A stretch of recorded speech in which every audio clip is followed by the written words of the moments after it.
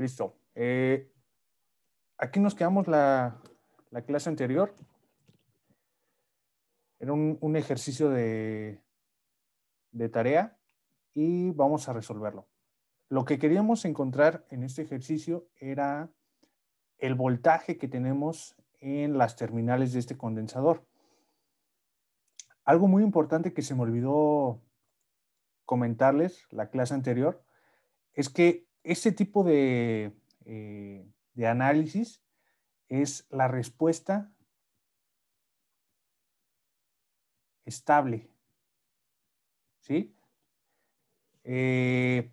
Como son circuitos de corriente alterna, pues realmente lo que más nos preocupa, lo que más nos interesa es esta respuesta. Cuando tenemos algún otro tipo de sistema, por ejemplo, no sé si alguna vez han visto las conexiones que tiene el teléfono, tienen unas pequeñas bobinas.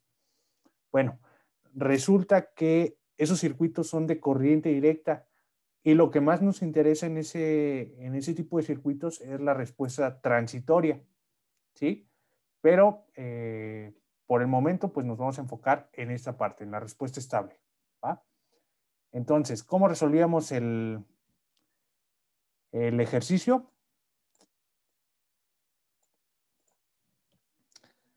Si recuerdan, les comenté que cada uno de estos se podía tratar de manera similar a como lo haríamos con un resistor en un circuito de corriente directa. Entonces, vamos a redibujar el circuito. Yo tengo esto así. Tengo aquí este elemento, aquí tengo este otro. Y listo. A este lo voy a llamar Z1, a este lo voy a llamar Z2 y este lo voy a dejar como estaba. Creo que la amplitud era 10 con un ángulo de ¿cuánto? Pi cuartos.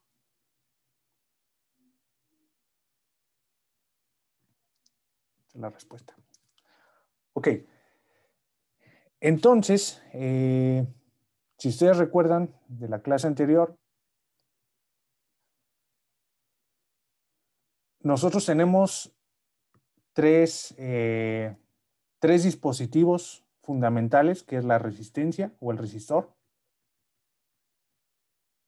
el inductor y el condensador. Y cada uno de estos tenía una impedancia asociada, ¿sí? El resistor, como no nos movía la fase, pues se mantenía de esta manera, ¿sí? Es R con un ángulo de 0 o simplemente R, es decir, es una cantidad real. Entonces, si nosotros lo graficamos en el plano complejo, pues aquí tenemos R, ¿sí? El inductor, ¿se acuerdan cuál es?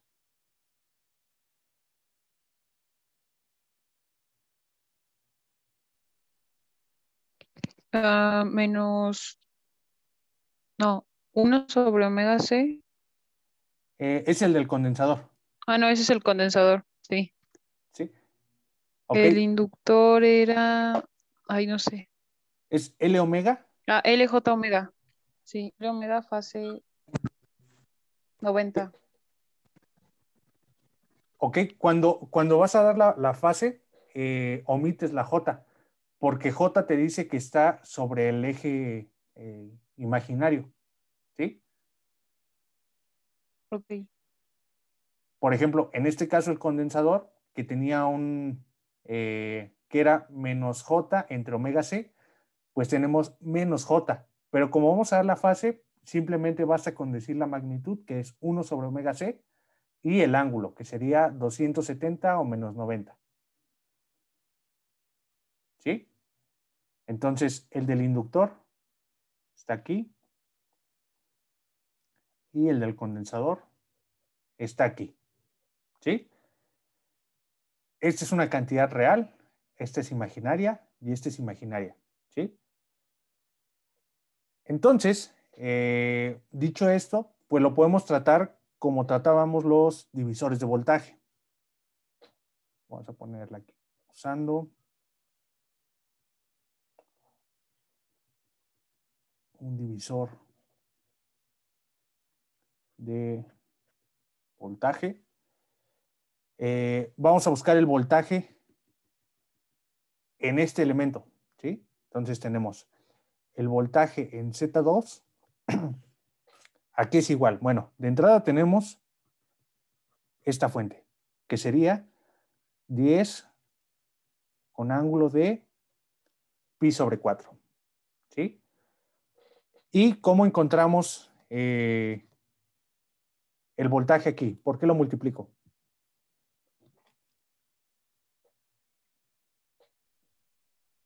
Por Z2 entre Z1 más Z2. Exactamente, ¿sí? Nada más como dato para que lo recuerden. Si ustedes tienen un circuito en serie y la tensión que se está aplicando en los extremos del circuito lo dividen entre entre paréntesis o entre comillas, resistencia total, ¿qué encuentran? Es decir, ¿esta cantidad qué es?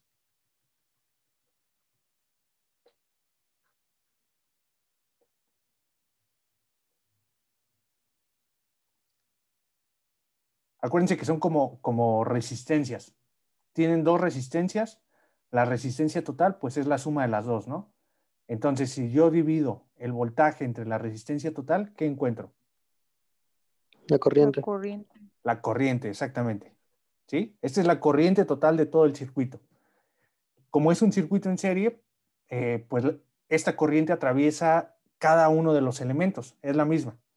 Entonces, si lo multiplico por Z2, ¿qué voy a encontrar?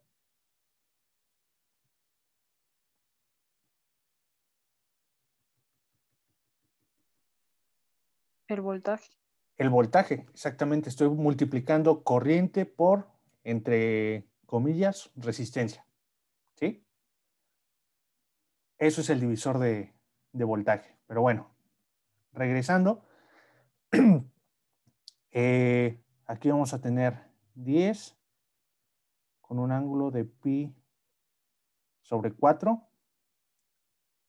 Y aquí vamos a tener Z2, que Z2 va a valer, a ver, esto lo debí de haber hecho antes. Z1 es R, ¿sí? Y es igual a 1 kilo ohm. Este está del problema, es este de aquí. Z2 es igual a 1 sobre omega C con ángulo de 270, ¿sí? Y esto sería 1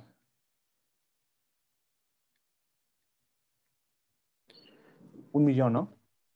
¿Y cómo sabemos qué ángulo va a ser para el capacitor? ¿Siempre es 270?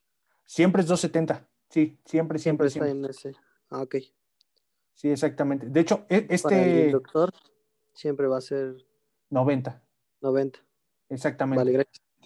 Sí, de hecho, este ángulo no es que nos lo hayamos inventado, sale de acá, mira. Al momento de sacar la transformada de Laplace, o más directo la de Fourier, encontramos esta expresión, ¿sí? Y esta expresión nos lleva a esta otra expresión, que es menos Sí, sí, sí. j entre omega c. Entonces, si tú lo graficas en el plano complejo, pues es esto de aquí, Ok, ok.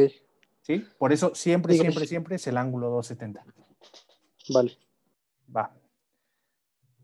Ok, entonces 1 entre omega c sería 1 por 10 a la 6 con ángulo 270, ¿sí?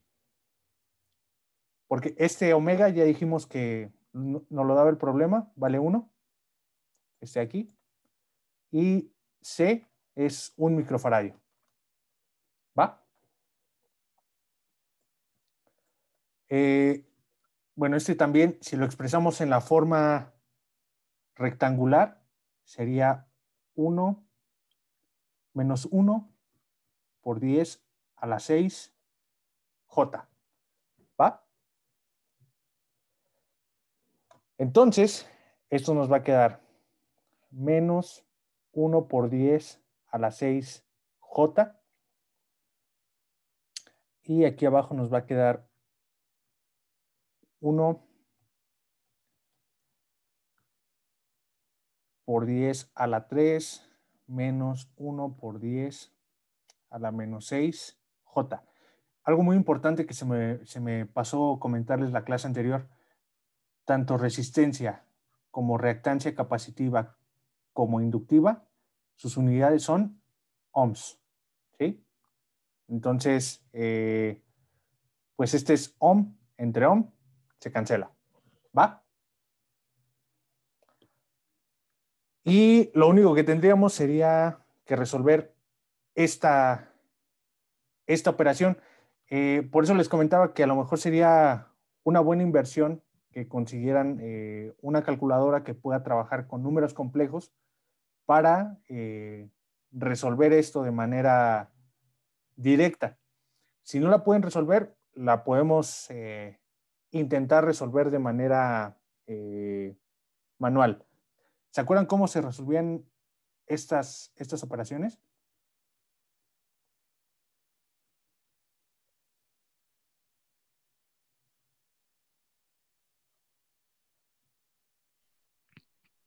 Perdón, yo no entendí por qué el beta 2 fue -1 por 10 a la 6. Menos 1 por 10 a la 6. Ok, mira, voy a J, borrar, ajá. sí, voy a borrar esta parte, ¿va? Esto de aquí va a ser igual a 1 entre 1, que es este omega, y esta C es un microfaradio, ¿sí? Entonces, aquí Sí, tengo 1 por 10 a la menos 6, ¿sí? Entonces me queda, sí, y el ángulo me faltó. El ángulo son 270. Entonces, esto es igual a 1 entre 1 por 10 a la menos 6, ángulo de 270, ¿sí? sí. Vale, entonces, pues esto lo puedo pasar hacia arriba. Me queda 1 Ujú, por 10 a la 6, ángulo de 270, ¿sí? sí, Ok, así vamos bien, ¿verdad?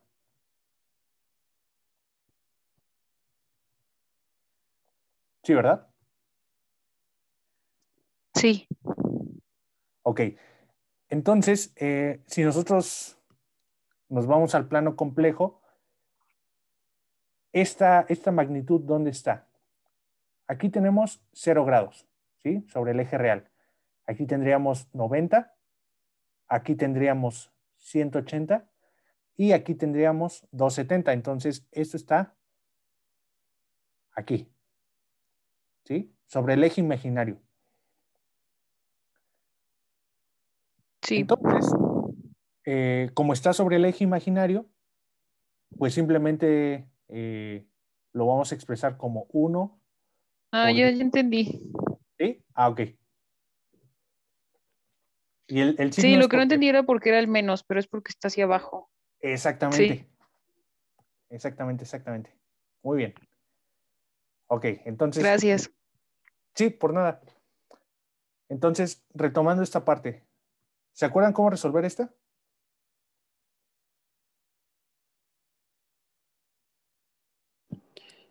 No, Lo único que tenemos que hacer aquí es multiplicar por el complejo conjugado. ¿Cuál sería el complejo conjugado del denominador?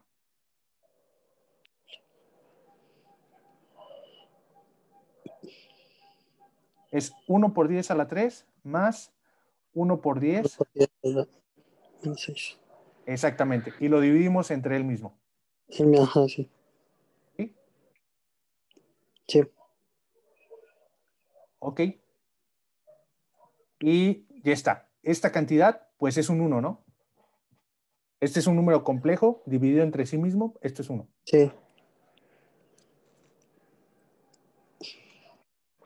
Entonces vamos a hacer la multiplicación. El voltaje lo voy a dejar tal cual. Y bueno, ahorita hago la multiplicación acá arriba. Menos 1 por 10 a la... Esperen. Algo me estoy equivocando. Este es positivo, ¿no? ¿Sí? Es este de Sí. aquí. Menos 1 por 10 a la 6J, que multiplica a 1 por 10 a la 3, más 1 por 10 a la 6J. ¿Sí? Y aquí abajo, lo único que vamos a tener es este por este, que sería ¿cuánto? 1 por 10 a la ¿cuánto? A las 6. A la 6, exactamente. Y si se fijan, los términos que son cruzados van a tener signo contrario, entonces esos se eliminan. ¿Sí? Es decir, este por este va a tener un signo más. ¿Sí? Pero este por este va a tener un signo menos. Entonces no los tomamos en consideración. Y por último, tenemos este por este. Entonces, más por menos me da un menos. ¿Sí? Pero aquí tengo J por J. ¿Cuánto dijimos que era J al cuadrado? Menos 1. Menos 1. Por este menos, pues me da más. ¿Sí? Y aquí me va a quedar, bueno, ya la multiplicación nada más de 1 por 10 a la 6 al cuadrado, que sería 1 por 10 a la 12. ¿Sí? ¿Vamos bien? Ok, y esto es 10 ángulo pi sobre 4. Y pues ya, lo único que tenemos que hacer es multiplicar este número de acá arriba. Voy a multiplicar primero este por este, porque me va a dar real. Menos por más, me va a dar menos. Menos. Y luego 1 por 1 me da 1. 10 a la 6 por 10 a la 6, pues me da 10 12. a la 12, exactamente. J por J, menos 1. Por este menos, me da un más, ¿vale? Y multiplico ahora este por este. Menos por más, me va a dar menos. 1 por 1 me da 1. 10 a la 6 por 10 a la 3, pues me va a dar 10 a la 9. Y el J queda aquí solito, ¿sí? Y aquí abajo pues me va a quedar 1 por 10 a la 6 más 1 por 10 a la 12. Ay, a la 12. Y eso sería todo, ¿sí? Ya nada más nos faltaría simplificarlo. Esto nos va a quedar 1 por 10 a la 12 entre 1 por 10 a la 6 más 1 por 10 a la 12 menos 1 por 10 a la 9 entre 1 por 10 a la 6 más 1 por 10 a la 12. Si en el examen tienen que hacer un problema similar a este, yo les recomendaría que no se preocupen cuando tienen órdenes de magnitud tan diferentes, ¿sí? Si se fijan, aquí tienen 10 a la 6 y aquí tienen 10 a la 12. Entonces, al momento de hacer la división, esta cosa les va a dar aproximadamente 1, poquito menos de 1. De hecho, déjenlo hago con la calculadora y les digo cuánto les da.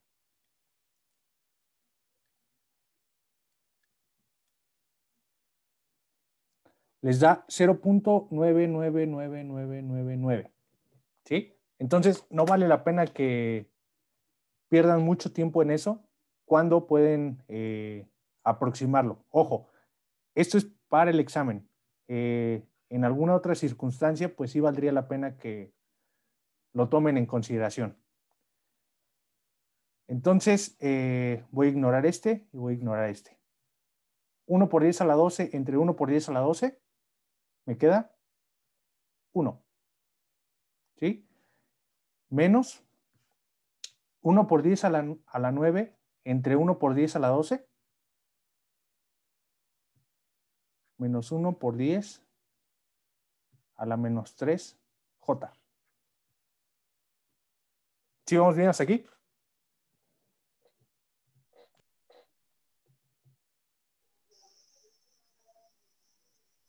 Sí. Vale. Entonces, lo que yo les recomendaría sería que este número lo transformen a coordenadas polares. ¿Sí? ¿Cómo hacen eso? Pues primero tienen que encontrar su magnitud. Magnitud.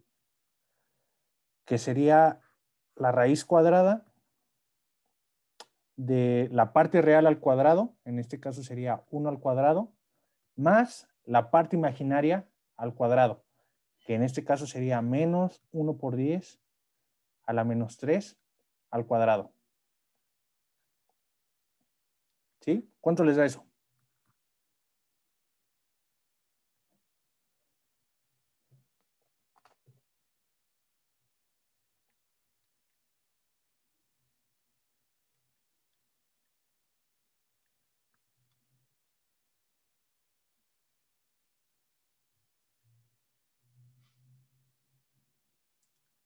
Es aproximadamente 1, ¿no?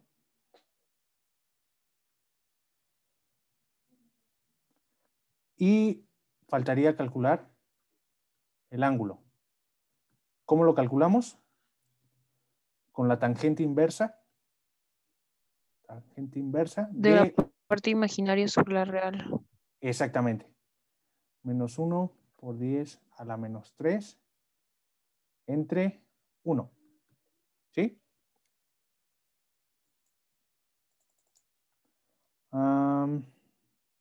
Déjenme ver, lo tengo en radianes. Lo cambio a grados.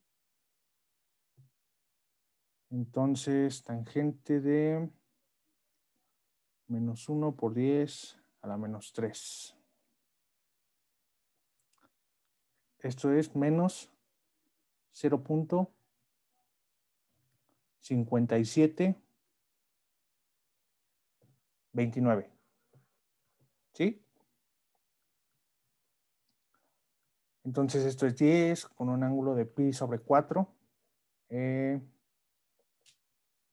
multiplica a 1 con un ángulo de menos 0.57. No sé si acá lo escribí bien.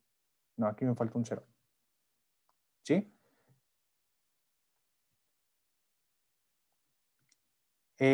Las magnitudes aquí se multiplican tal cual. 10 por 1, pues me queda 10. Y el ángulo se suma nada más. Esto es pi cuartos menos 0.057. ¿Sí? Parece un poco irreal porque esta magnitud nos está quedando igual, pero recuerden que en esta parte se despreció este término, ¿sí? Por lo que estos dos números eran más pequeños de la unidad, ¿sí? Con esa consideración, este número debería ser ligeramente más pequeño de 10. Cuando estén buscando el resultado, simplemente pueden fijarse cuál es el número que más se aproxima a lo que ustedes encuentran aquí y listo. La otra opción sería que utilizaran la calculadora que les comentaba. Ustedes pueden meter los números de esta forma o los pueden meter directamente de esta otra forma, ¿sí?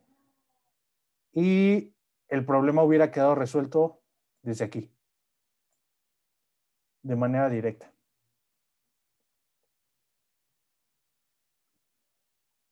¿Alguna duda?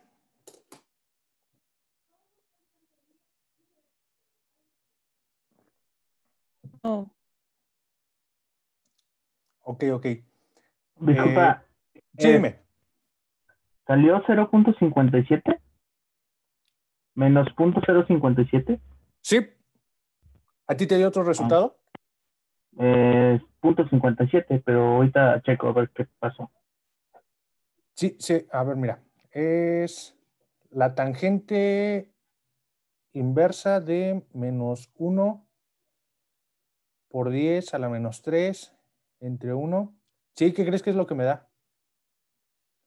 Una pregunta, ¿tu calculadora la tienes en radianes o en grados? Grados. Tienes razón, yo me equivoqué. La debí de haber puesto en radianes. Digo, aquí estoy escribiendo radianes y le estoy intentando restar grados.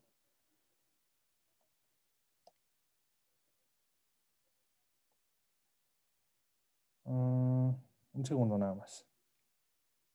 Listo. Este número debería ser en radianes menos 9.99 por 10 a la menos 4.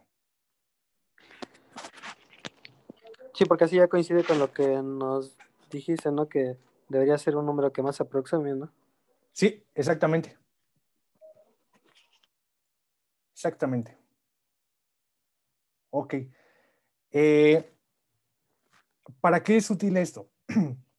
Generalmente es útil en diversos campos de la ingeniería.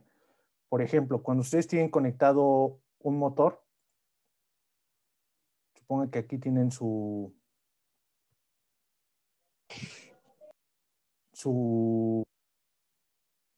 generación, ¿sí?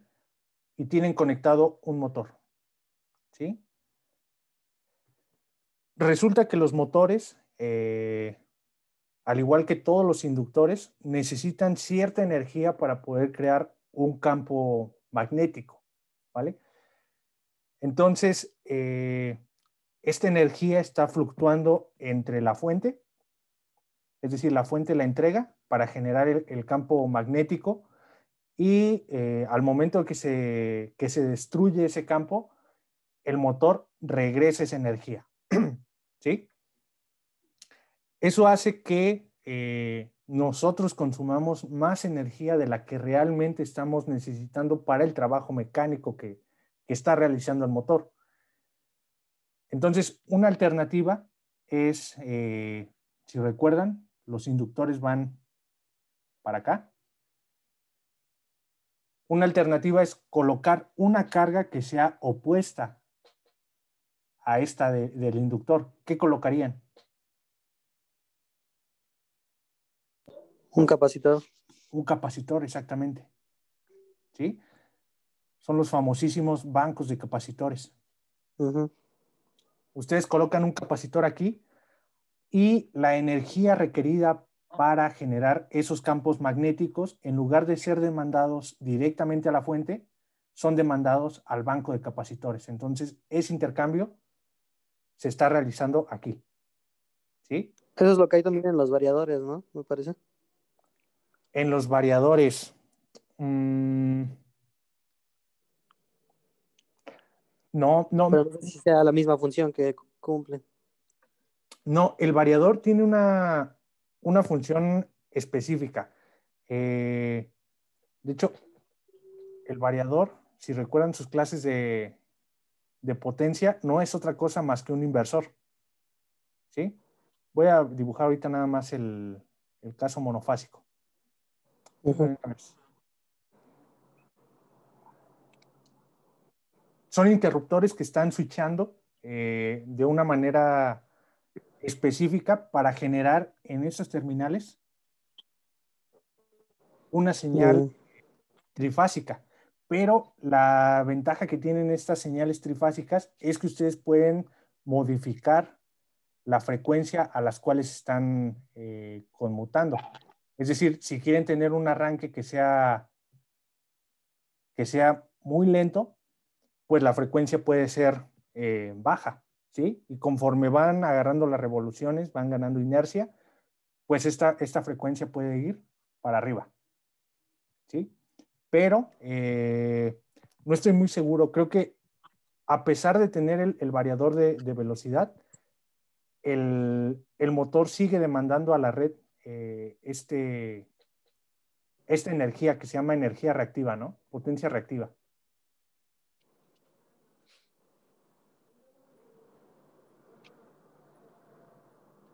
¿Tú sabes algo al respecto, Kasim?